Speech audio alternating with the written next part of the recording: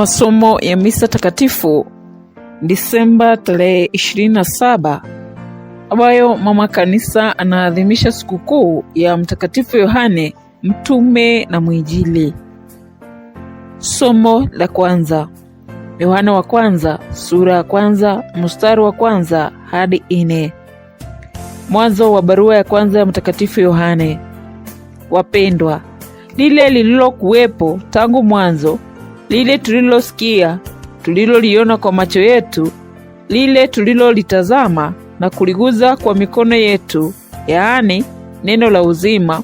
Uzima huo ulifanywa uonekane, nasi tumeuona na tunaushuhudia, na tunautangazia kwenu uzima wa milele ambao ulikuwako kwa Baba, atatokea sisi. Basi tuliyaona na kuyasikia, ndiyo tunayowatangazieni, ili ninyi pia mpate kushirikiana na sisi kama sisi tunavyoshirikiana na Baba na mwana wake Yesu Kristo.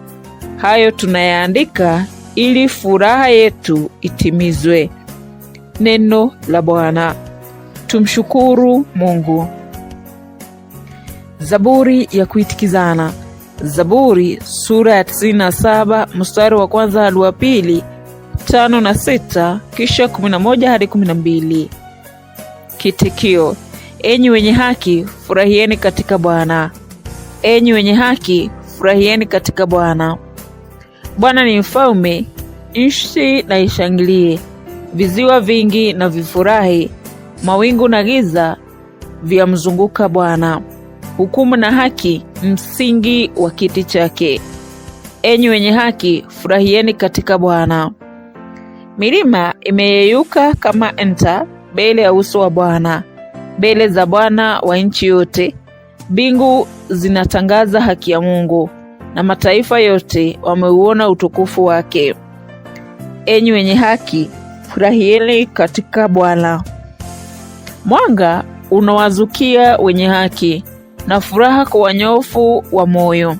Enyi wenye haki, furahieni katika Bwana.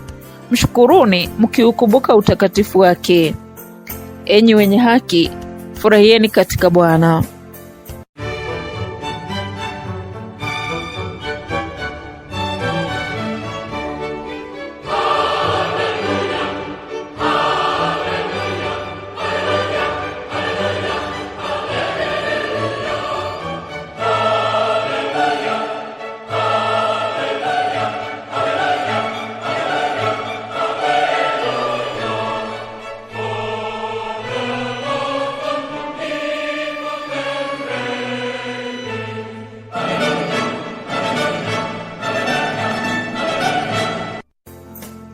Tunakusifu, e Mungu, tunakushangilia Bwana. Jeshi tukufu la mitume linaziiba sifa zako, e Bwana.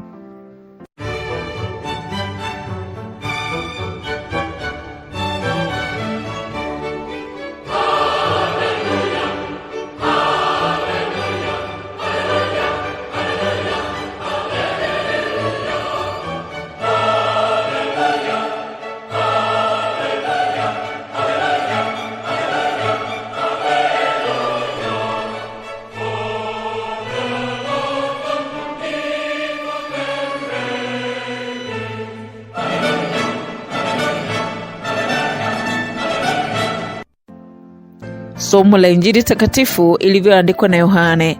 Utukufu kwako, e Bwana. Yohane sura ya 20 mstari wa 2 hadi wa 8.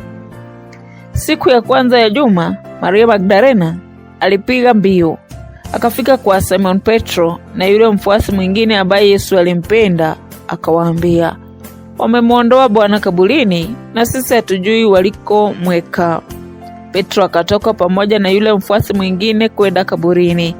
Watu wawili walipiga mbio, lakini yule mfuasi mwingine alitangulia, maana alikimbia mbio kuliko Petro.